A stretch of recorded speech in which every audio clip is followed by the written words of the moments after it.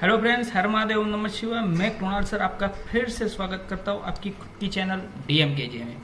आपको जिस तरह मालूम है कि हमारी चैनल के ऊपर सिर्फ दो ही चीज़ें आपको सीखने को मिलने वाली है, एक है एजुकेशन और दूसरा है मोटिवेशंस। और ये दो चीज़ें हम आपको देने वाले हैं। और आज हम आपके लिए लेकर आए हैं standard level maths chapter 1 sets, और वो भी वन शॉट पे ख़त्म करने वाले हैं। तो आपको पूरा लेसन अच्छी तरह आपको देखना है। साथ ही में आपको दूसरे इंस्ट्रक्शन याद रखने हैं कि आपको एक नोट और पेन साथ में रखनी है। एक बार अगर आप लेसन देख लो तो उसे लिख दो, जिससे आपको मालूम हो जाएगा। और अगर आप हमारे चैनल पर नए हो तो चैनल को लाइक, सब्सक्राइब और शेयर करना मत भूलिएगा। चलो सीधी बात, नो बकवास, हम शुरू करते हैं सेट। तो सबसे पहला हमारा कॉन्सेप्ट आता है सेट। भाई ये सेट है क्या?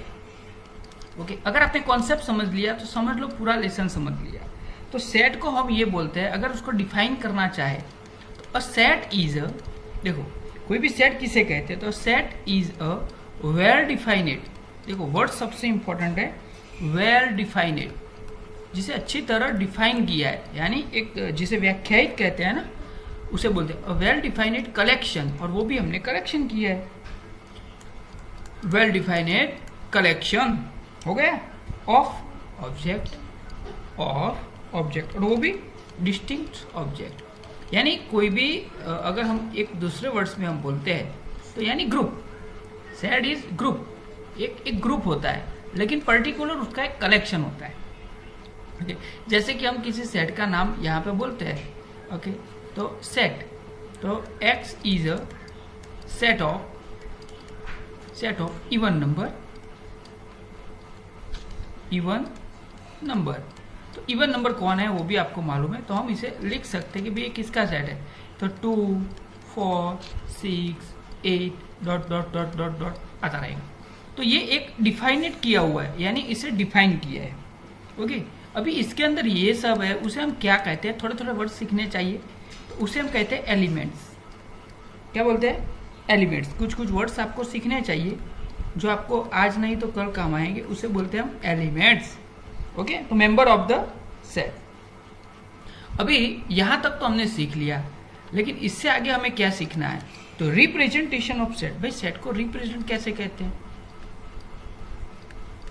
उसे किसी भी चीज को रिप्रेजेंट करना चाहिए ना, तो हम सीखने वाले हैं रिप्रेजेंटेशन ऑफ सेट्स। तो सेट्स को रिप्रेजेंट कैसे कहते हैं? तो सेट को रिप्रेजेंट करने के लिए हमारे पास दो तरीके हैं। कितने तरीके हैं? दो तरीके हैं। तो उसमें से जो पहला तरीका है उसे हम कहते हैं, क्या कहते हैं? रोस्टर फॉर्म कहते हैं। क्या कहते हैं? रोस्टर फॉर्म, इसे कहते हैं रोस्टर फॉर्म। और जो दूसरा तरीका है उसे हम कहते हैं सेट बिल्डर फॉर्म। क्या कहते हैं? Set builder form. इसमें ज़्यादा टाइम लेने की ज़रूरत नहीं है, एक बार आपने इसका कॉन्सेप्ट कवर कर दिया तो समझ लो कि आपको आ गया। ओके, अभी पहले सेट बिल्डर को क्या कहते हैं, तो सेट बिल्डर समझ लोगे तो ये तो आपके लिए आसान रहेगा। ओके, तो इसका दूसरा नाम जो है वो है टेबुलर, टेबल की तरह, यानी लिस्टेड मेथड भी कहते हैं उसे, टेबुलर फॉर्म। ओके, और इसका दूसरा नाम अगर हम बोला जाए तो रूल मेथड भी कहते हैं। क्या कहते हैं? Rule method. ओके, एकदम शॉर्ट तरीके से समझाने की कोशिश करेंगे। आप धीरे धीरे जैसे जैसे जाओगे ना, हमने बोला ना सीधी बात नो बकवास, तो जितना आपको चाहिए, जितना आपका कॉन्सेप्ट क्लियर करने के लिए जरूरी है, उतना ही हम दिखा देंगे। तो सेट बिल्डर में क्या होता है, तो इसके अंदर कैरेक्टर डिस्क्राइब किया होता है। ओके, कैरेक्टर डिस्क्राइब, बस ये दोनों में ये डिफरेंट है।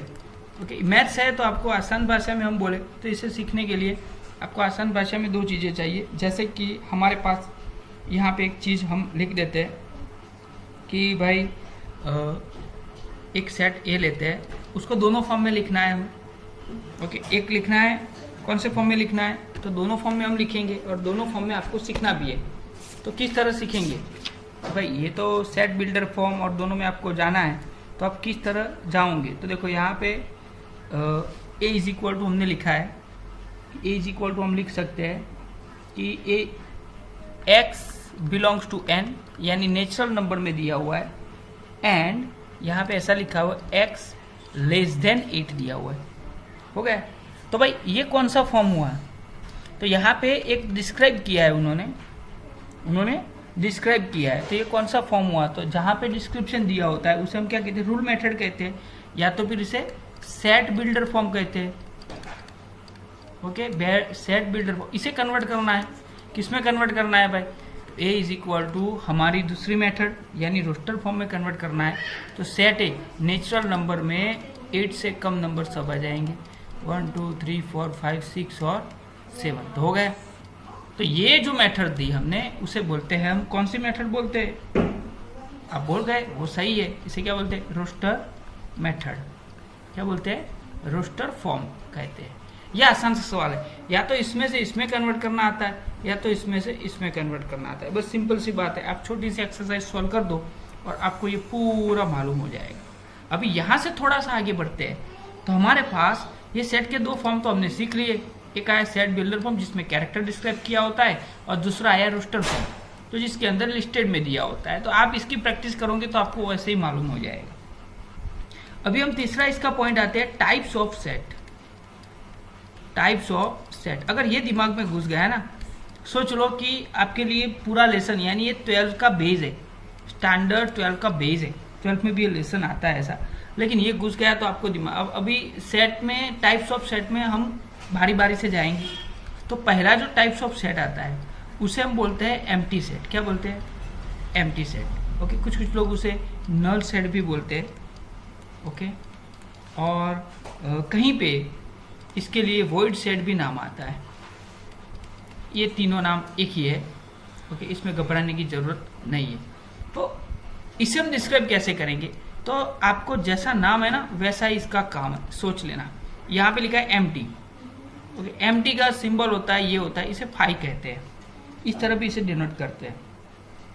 जैसे कि हम एक सिंपल सा फंडामेंटल कर लेते हैं। आप इसमें काफ़ी सारे सेट है डिस्क्रिप्शन के मुताबिक, लेकिन हम आपके लेवल के कुछ लेंगे। ओके, कि जैसे कि यहाँ पे एक सेट लिखा है, set A is equal to, यहाँ पे डिस्क्रिप्शन लिखा हुआ है। ओके, तो x is a natural number. देखो, x is a natural number लिखा हुआ है। ओके, और लिखा है 1, और हमारा x क्या है? 1 से छोटा है, लेस देन 1। ओके ना, मोर देन यानी ग्रेटर देन 1, और लिखा हुआ है लेस देन 2। ओके, तो भाई ऐसा तो कोई नंबर है ही नहीं। 1 और 2 के बीच में कौन सा नंबर आता है जो नेचुरल नंबर में आता हो? 1 के बाद 2 आता है, 2 से पहले 1 आता है, तो इसके इसे क्या कहेंगे? 5 कहेंगे। तो ये a इज इक्वल टू, अगर इसे हम ब्रैकेट में लिखे तो ऐसे भी लिख सकते हैं। बस सिंपल सा फंडामेंटल आपने सीख चुका। दूसरा एक एग्जांपल देखो, आप ही के लेवल का हम ले सकते हैं। जैसे कि set b is equal to, यहाँ पे लिख लेते हैं x इज, यानी x बिलोंग टू r, और यहाँ पे लिखा है x square is equal to -1। Okay भाई, ऐसा ऐसे तो कौन सा नंबर है जिसका स्क्वायर करने से हमें -1 मिलता है? सोचो आप, कोई नहीं है, कोई नंबर नहीं है। तो इसीलिए आप यहाँ पे क्या लिखोगे? 5। तो ये था हमारा पहला एम्प्टी सेट, हमने खत्म कर लिया। चलो इससे आगे जाते हैं। अभी एम्प्टी हो गया, तो चलो भाई एम्प्टी तो है नहीं सर। सोचो कहीं ना कहीं अगर मेंबर आ गया तो मैथ्स में जो जो सिस्टम दिए ना उसमें आपके क्वेश्चन मार्क कम होते हैं, मुझे इतना मालूम है। तो हम आते हैं single tone set. Single tone set दूसरा इसका पार्ट है सिंगल। अभी यहाँ पे नाम ऐसा काम है सिंगल, तो इसमें सिर्फ एक ही मेंबर होता है, ओनली 1 मेंबर होता है। हो गया? तो जिसमें 1 मेंबर होता है उसमें हम क्या बोलते हैं? Single tone set. हो गया? तो यहाँ पे देखो एक सिंपल सा हम ले लेते हैं सेट बी को। यहाँ पे कौन सा, तो रूल फॉर्म में लिखेंगे। तो आप सबसे ज़्यादा आपको ये सीखना है, इसलिए तो x is a natural number. x एक नेचुरल नंबर है, एंड ऐसा नेचुरल नंबर है जिसमें x square is equal to 9 हो। सिंपल सी बात है। तो आपको भी मालूम है भाई ऐसा x कौन सा है जिसका स्क्वायर करने से 9 मिलता है? तो हमें सिर्फ एक ही नंबर मिलता है 3। तो इसके एलिमेंट सिर्फ 1 है, इसीलिए इसे क्या बोलते हैं? सिंगल बोलते हैं। अभी ये आया 3, तो 3 तो आपको भी मालूम है, एक है फाइनाइट सेट। क्या बोलते हैं? Finite set. और उसके सामने ही हम लिख देंगे दूसरा जो आपको पढ़ना है, वो होता है इनफाइनाइट सेट। अभी दोनों में इतना तो ज़्यादा डिफरेंट नहीं है, आप लोगों को आता है, इसलिए हम सीधी बात, नो बकवास, सिर्फ नाम से काम है, बाकी तो आप एक्सरसाइज लिखोगे, इसलिए आपके लिए जो इम्पोर्टेंट है सिर्फ बेस वही हम सिखाते हैं। ओके, तो फाइनाइट किसे कहते हैं भाई? ओके, अभी फाइनाइट यानी थोड़ा लिमिटेड होता है, यानी हम अगर बोले तो काउंटेबल होता है।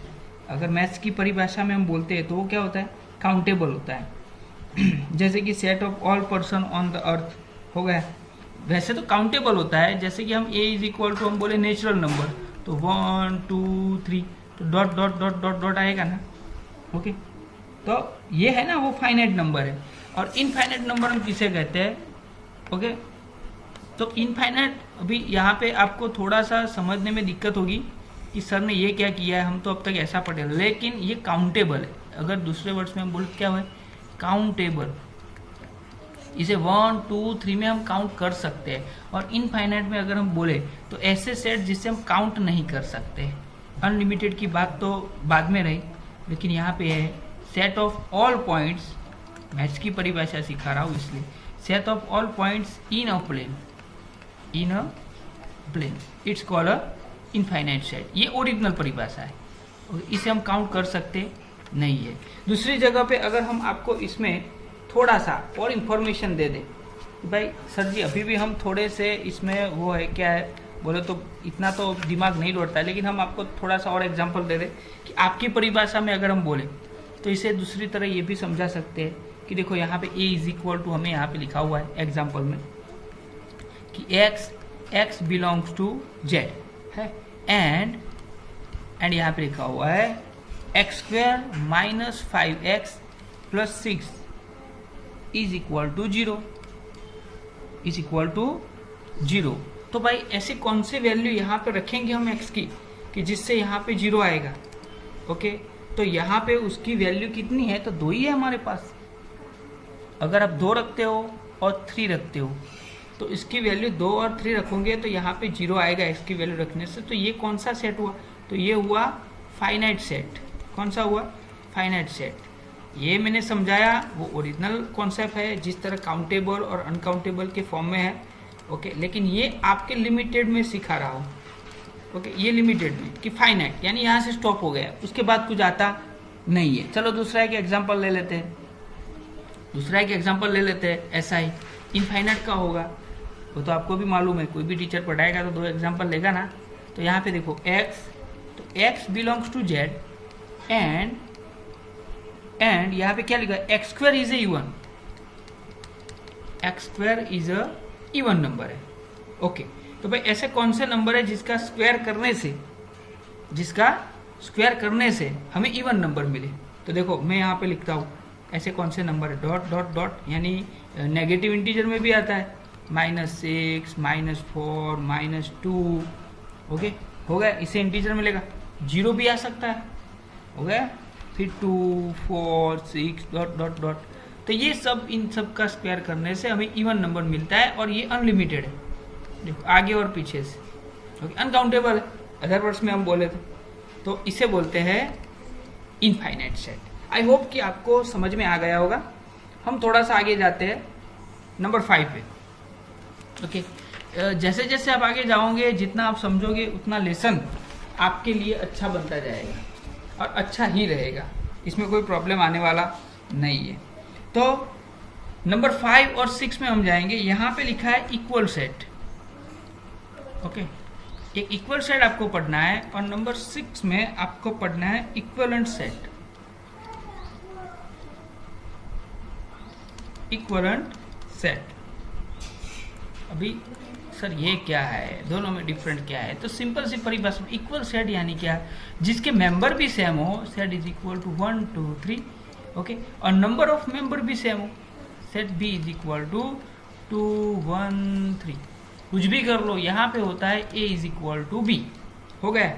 और इसके अंदर हम जाते हैं तो यहाँ पे सिर्फ नंबर ऑफ मेंबर्स सेट होते हैं, यानी 1 2 3। b इज इक्वल टू हम रखेंगे a b और c, यानी नंबर ऑफ a कितने हैं? तो 3 है। नंबर ऑफ b कितने हैं? तो वो भी 3 है। तो हमें एक आसान भाषा में मालूम हो गया है कि जो इक्वल सेट होता है वो इक्विवेलेंट सेट हो सकता है।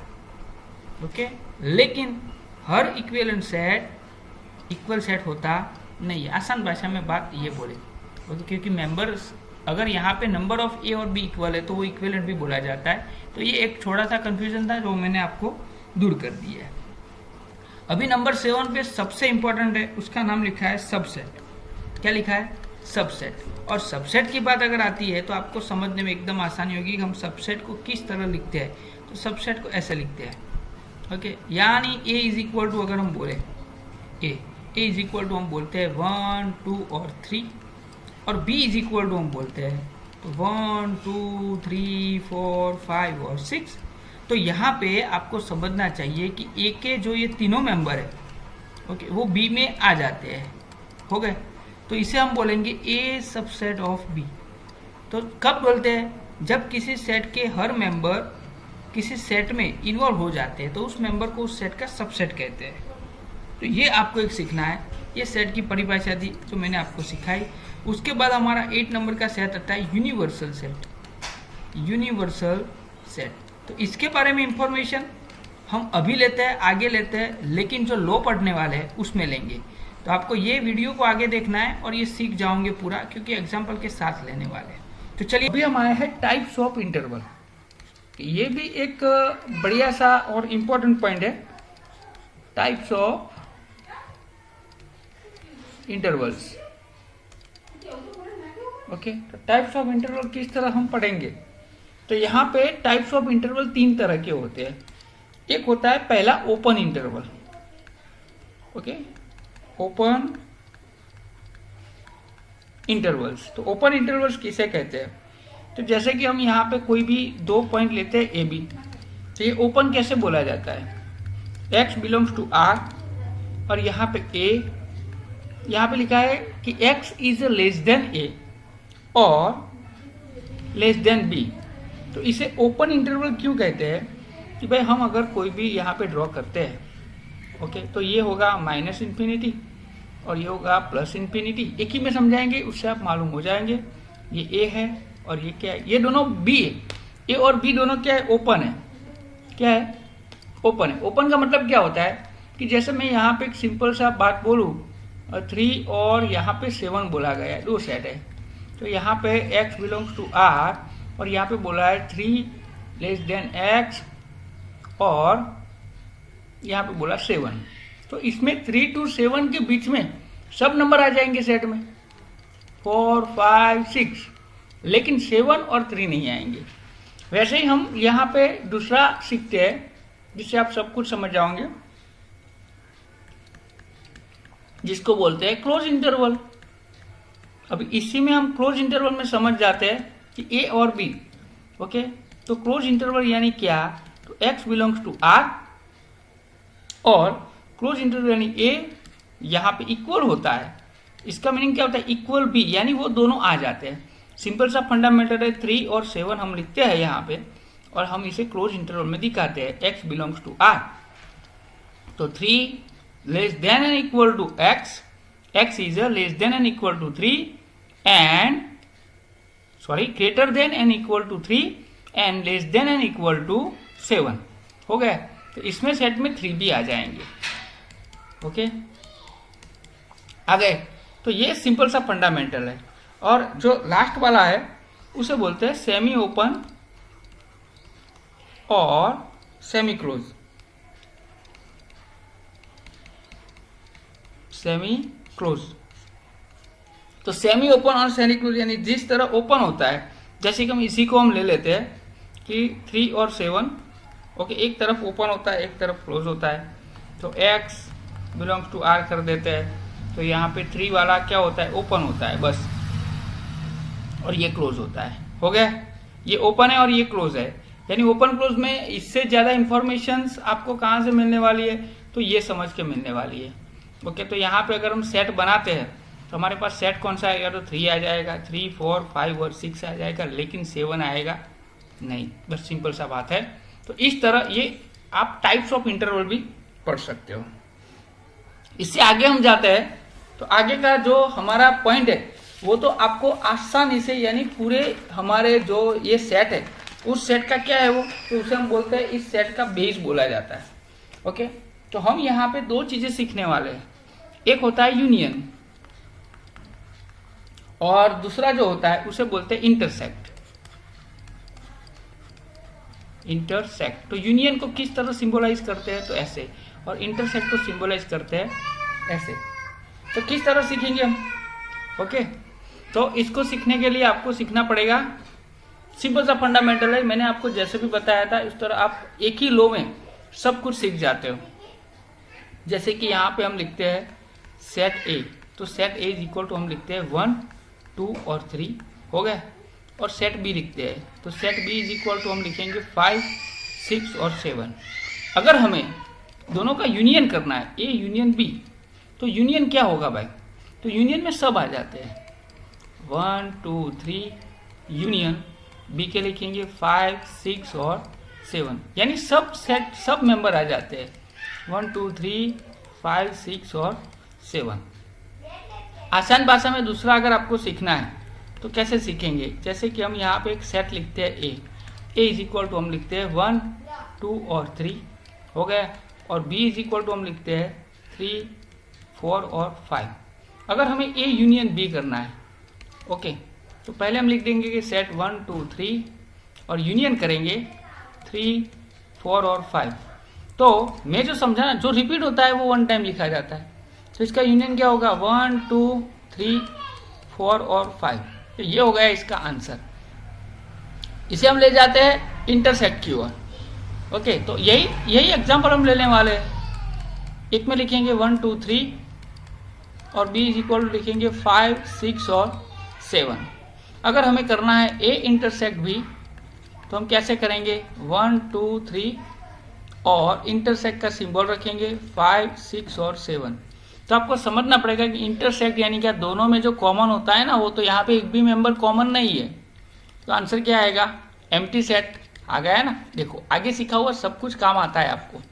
अभी इसी में हम एग्जांपल दूसरा ले लेते हैं, ए इज इक्वल टू यहाँ पे 1 2 3 लिखा हुआ है, बी इज इक्वल टू हमारे पास 3 4 और 5 है, तो ए इंटरसेक्ट बी करेंगे, यानी 1 2 3 इंटरसेक्ट 3 4 5 ये करेंगे, तो हमारे पास क्या आएगा भाई, तो सिंपल सा फंडामेंट, दोनों में जो कॉमन है ना वो 3 कॉमन है, तो आंसर कौन सा आया 3 आया, यानी इसे हम क्या बोलेंगे सिंगल टोन सेट। क्या बोलेंगे, सिंगल टोन सेट। ऐसे ऐसे आप कोई भी सेट की जो आगे की डेफिनेशन है वो आप सीख सकते हो, ओके।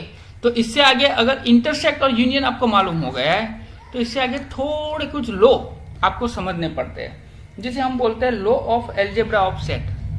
क्या पढ़ेंगे, एक एक लॉ आपको समझाने वाले, law of algebra of set, okay. तो चलो पहला लॉ हम यहाँ पे समझते हैं, कोई भी सेट ए और उसको यूनियन 5 करते हैं तो हमें आंसर क्या आएगा, ए ही आएगा। तो सिंपल सा फंडामेंटली यहाँ पे ए इज इक्वल टू हमें लिखा हुआ है 1 2 और 3, ओके। और दूसरा जो सेट है यानी बी इज इक्वल टू यहाँ पे लिखा हुआ है एम्प्टी सेट है, तो हम यहाँ पे ए यूनियन बी करेंगे, यानी बी क्या है तो एम्प्टी सेट है, तो आंसर क्या आएगा, ए आएगा। ये आपको याद रखना है। दूसरा वाला इससे भी इजी है, अगर ए इंटरसेक्ट 5 करेंगे तो हमारे पास क्या आएगा, ए इंटरसेक्ट 5 करेंगे, सोचो तो हमारे पास क्या आएगा, तो आंसर आएगा ए आएगा नहीं, ए इंटरसेक्ट 5 करेंगे तो क्या आएगा, हम खुद ढूंढ लेते हैं, ये दोनों का इंटरसेक्ट करते हैं। चलो भाई, ए इज इक्वल टू 1 2 और 3 लिखा हुआ है और इंटरसेक्ट यहाँ पे 5 है, तो इसका आंसर क्या आएगा भाई, दोनों में कोई है ही नहीं, तो आंसर क्या आएगा 5 आएगा। ये सपोजिंगली कैरेक्टर आपको याद रखना है। ऐसे काफी सारे चीजें हैं जो आपको लो सीखने पड़ते हैं, ओके। तो हम दूसरे कुछ रिजल्ट आपके लिए लेकर आए हैं जो आपको कहीं ना कहीं इस लेसन के अंदर काम आने वाले हैं, ओके। हमारे पास है, ओके। तो ये हो गया। फिर हम दूसरे लेसन यहाँ पे ऐसे कुछ सीखने वाले हैं, देखो। फिर दूसरा लो हम सीखने वाले यहाँ पे कॉम्यूटेटिव, एसोसिएटिव, ये सब लो से बढ़िया लो हम सीखने वाले हैं जो आपको कहाँ पे काम आने वाले हैं। तो देखो यहाँ पे हम दूसरा लो लिखने वाले हैं कि ए यूनियन 5, तो 5 आ गया है, ओके। और ये इंटरसेक्ट करेंगे तो आंसर क्या आएगा, 5 आएगा, ओके। क्योंकि दोनों में कोई भी इंटरसेक्ट कॉमन मेंबर नहीं है, इसलिए हम 5 लिख देते हैं, ओके। फिर यहाँ पे एक दूसरा लॉ आपको सीखना है, कॉम्यूटेटिव। दूसरा लॉ कौन सा सीखना है? कॉम्यूटेटिव। अगर आए तो प्रूव करना आता है और कुछ नहीं है, कॉम्यूटेटिव लॉ। अब कॉम्यूटेटिव लॉ क्या है? तो हम सिंपल सी बात करें, 4 + 5 करें या 5 + 4 करें, दोनों का आंसर सेम आता है। वही यहाँ पे होता है, ए यूनियन बी करो या बी यूनियन ए करो, दोनों LHS = RHS आएगा। ओके, फिर उसी में दूसरा आएगा, ए इंटरसेक्ट बी करो या फिर बी इंटरसेक्ट ए करो, आंसर सेम आएगा। ओके, फिर आगे का जो लॉ है वो एसोसिएशन लॉ है। ओके, एसोसिएटिव लॉ है। ये सब लॉ तो आपको फटाक से मालूम हो जाएंगे, लेकिन हम आपको जो आगे सिखाने वाले हैं वो डी मॉर्गन। ओके, ये सब आप 9th और 10th से सीखते आ रहे हो, इसलिए इसमें ज़्यादा इतनी रिएक्ट करने की ज़रूरत है नहीं। फिर यहाँ पे मैं आपको सिखाने वाला जो लॉ हूँ वो लॉ है डिस्ट्रीब्यूटिव लॉ, वो आपको खास सीखना है इसके आगे का। ओके, और फिर जो लॉ आएगा उसमें आप यूनिवर्सल सेट सीख जाओगे। पहले हम ले लेते हैं यहाँ पे डिस्ट्रीब्यूटिव लॉ। देखो, डिस्ट्रीब्यूटिव लॉ। अभी ये लॉ कहाँ पे काम आता है? सिंपल सा फंडामेंटल है। मैं दोनों आपको यहाँ पे प्रूव करके दिखाता हूँ फटाक से, एकदम आसान एग्जांपल से। तो यहाँ पे लिखा हो A union B intersect C. तो जैसे हम मल्टीप्लिकेशन करते हैं ना, वैसे ही होगा, A union B intersect A union C, ये दोनों का आंसर सेम आएगा। चलो इसे पहले प्रूव कर देते हैं। हम 3 सेट ले लेते हैं, ए = 1 2 3 ले लेते हैं। ओके, बी = 2 3 और 4 ले लेते हैं, और सी = 1 3 और 5 ले लेते हैं। ओके, तो हमें जो जो चीज़ें ढूंढनी है ना वो चीज़ें पहले लिख देंगे। पहले सीखेंगे क्या, बी इंटरसेक्ट सी ढूंढ लेंगे। तो बी और सी का इंटरसेक्ट करते दोनों में कॉमन कौन सा है? ये 2 है, याद रखना भाई। तो दोनों में कॉमन कौन सा है? 3 है। यहाँ पे आंसर आएगा 3। हो गया, ये हमारा 1 है। फिर हम ढूंढेंगे ए यूनियन बी। तो ए और बी का यूनियन करते हैं तो हमारे पास आंसर आता है 1 2 3 और 4 आता है।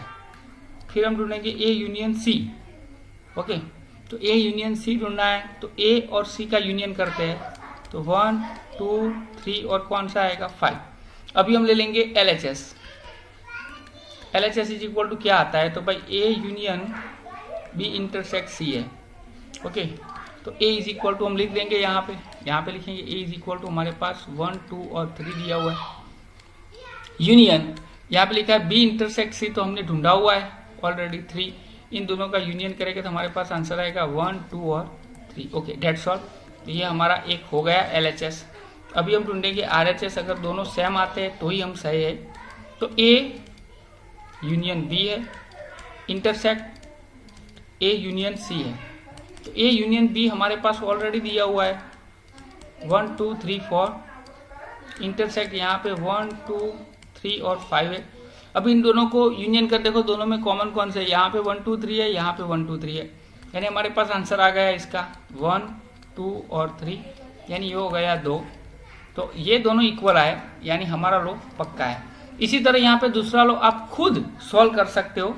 इसी तरह ट्राई करना, अगर हो गया तो सिर्फ आपको याद रखना है। अगर एग्जाम में आता है कि प्रूव डिस्ट्रीब्यूटिव लो, इसलिए हम लिखाते हैं A intersect B union C है, तो यहाँ पे A intersect B union A intersect C होगा। इसी तरह सेम टू सेम एग्जाम्पल लेके आप इसे भी सॉल्व कर सकते हो। ओके, हमारा सबसे पहला जो लो हम सिखाने वाले हैं वो लो यहाँ पे सिखाने वाले जो सबसे ज्यादा 5 मार्क्स में आता है, जिसे हम बोलते हैं डी मॉर्गन लो। डी मॉर्गन्स लो। अभी डी मॉर्गन लो है क्या? सिंपल सा फंडामेंटल है। हम यहाँ पे दोनों डी मॉर्गन लो आपको प्रूव करने वाले हैं। ओके, तो एक तो पहला वाला हमारा लो प्रूव यहाँ पे ऊपर लिखा हुआ है, देखो ए यूनियन बी उसका डैश, ओके, और ए डैश इंटरसेक्ट बी डैश। अभी ये कॉम्प्लीमेंट्री सेट होता है। मैंने बोला ना कुछ कुछ जो होते हैं ना वो लो में आ जाते हैं, इसलिए हम उसे पर्सनली नहीं लेते, अलग से लेते हैं। ये हमारा पहला वाला है और इसके अंदर दूसरा वाला लो ये है A intersect B whole dash is equal to A dash union B dash, ये है। तो इसे हम किस तरह समझेंगे, चलो आसान भाषा में हम इसे समझ जाते हैं। ओके, तो हमें सबसे पहले जरूरत पड़ेगी यूनिवर्सल सेट की।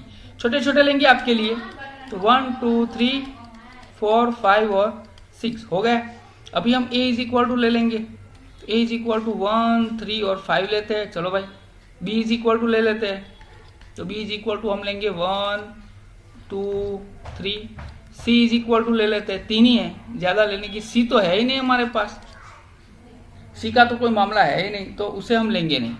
ओके, तो चलो भाई हमारे पास ये जितनी चीजें दी है ना उतनी पहले ढूंढ लेनी है, उसके बाद दोनों लो हम सेट करेंगे। पहले हमें क्या ढूंढना है, a डैश ढूंढना है, फिर b डैश ढूंढना है, दोनों में जरूरत है, तो पहले a डैश ढूंढेंगे। तो a डैश क्या होता है, तो जो यूनिवर्सल सेट में होता है और इसमें a में नहीं होता है उसे a डैश कहते हैं, यानी उसका कॉम्प्लीमेंट्री है। तो 1 2 1 3 और 5 a में है, तो a डैश क्या होगा, तो यहाँ पे जो नहीं बचे हो, यानी 2 3 आ गया, 4 5 आ गया और 6, ये हो गया a डैश।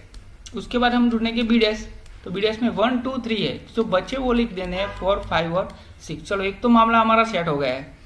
अभी हमें क्या ढूंढना है दूसरा, ये हमें जरूरत है उसे बॉक्स में डाल देंगे ताकि गिनने में दिक्कत ना हो।